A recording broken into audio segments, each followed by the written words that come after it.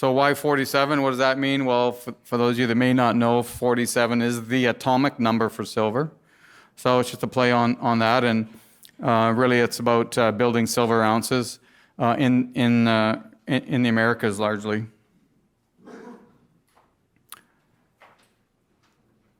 So capital structure, Silver 47. So we've been trading now for not quite 6 months, and it's been a very exciting run so far. And you can see the numbers. We're around 70 million, just over 70 million shares outstanding on a basic basis. We went out to raise $3 million earlier this year, and the demand was tremendous. We ended up upsizing it twice and closed at $9.8 million, 50 cent unit. And so those proceeds will go largely in the ground this summer in Alaska. You can see the three largest shareholders represent about 30% of the company, including myself and management. Eric Sprott and Crescat Capital have been strong supporters. So for me, this is number 4 public company I've been involved in so far, and a geologist by training, and excited to really drive this story forward.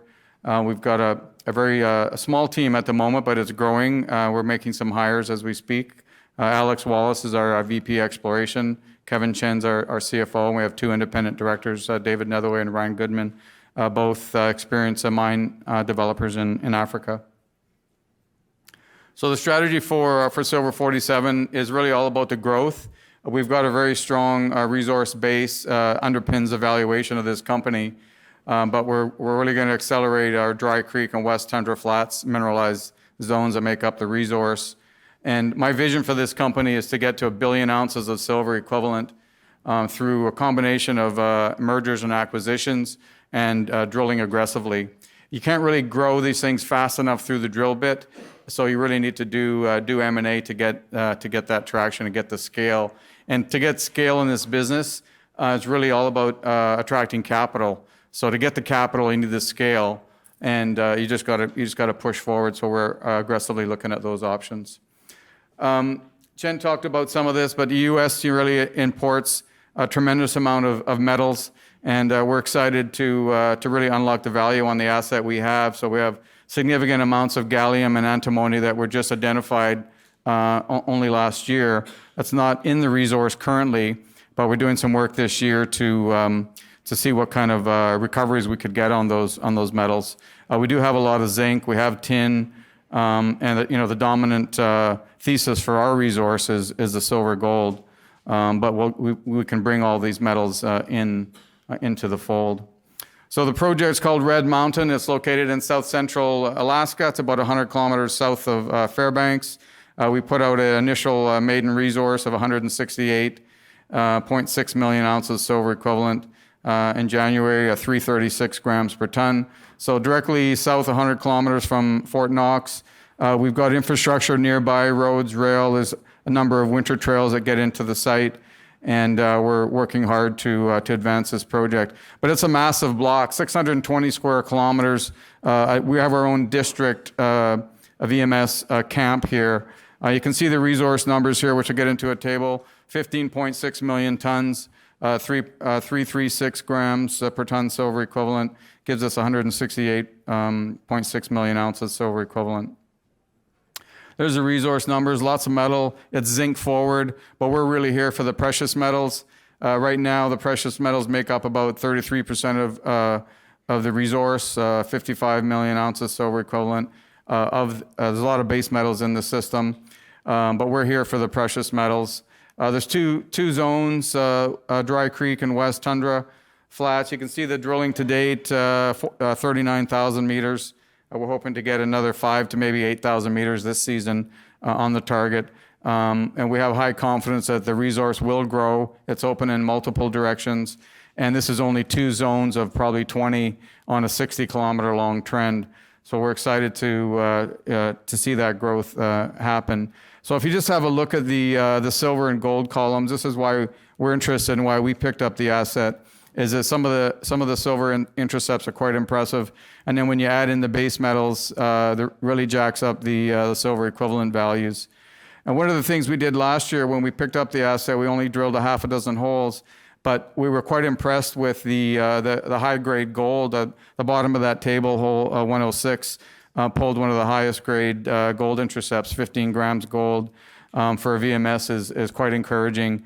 And to me, it reminds me of like an Eskay Creek style, or Greens Creek perhaps, precious metal enriched VMS. So we're excited to continue to grow this thing. We think there's lots of room to improve on that precious to base metal ratio. So my goal is to try and get it closer to 50-50 precious to base metal.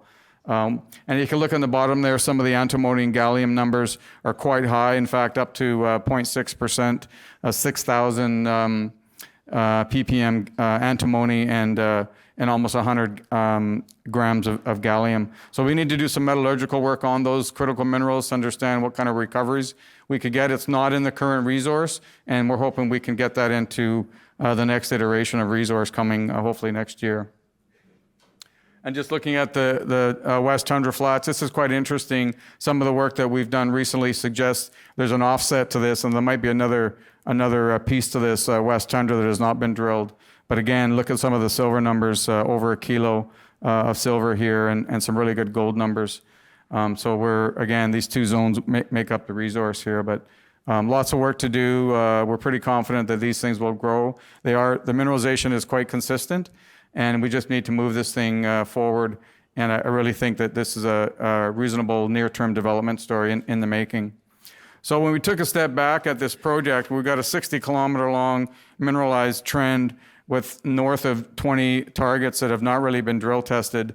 So we came up with an exploration target, said, well, we got 15 million tons. We have visibility on a double from there. So our base case is sort of 50 million tons.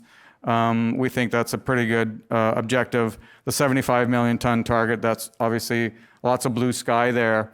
But given the scale of the project, we know that these VMS deposits tend to form in clusters, or I call it the string of pearls scenario. So when you usually have one, there's more than one. We know we have two, and we think there's a lot more to find here.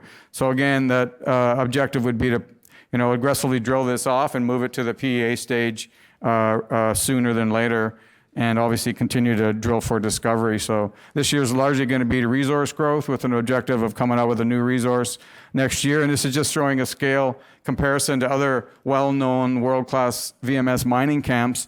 And you can see the cluster nature of these deposits, and again, that string of pearl scenario. And one of the interesting things about polymetallic mines that I quite like is the commodities in general are quite volatile. When you have a polymetallic deposit like this, where you've got 5 or 6 and potentially more now with these critical minerals, it helps to normalize or stabilize your volatility in those commodity prices.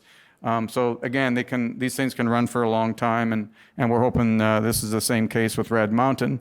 And it's still relatively early, but just as a summary and highlights here, we do have a good, strong underpinning valuation of the company, 168.6 million ounces silver equivalent, with an aggressive target of getting this company to 1 billion ounces silver equivalent through M&A and drilling. And there's not too many companies out there that fit that category, so we've obviously got some work in front of us. But we do have a district scale play on our hands. It's wholly owned in the state of Alaska. There's strong support from the state to advance this project. And we do believe it's a near-term development opportunity in a positive jurisdiction. So thank you for your attention, and look forward to answering some questions later on.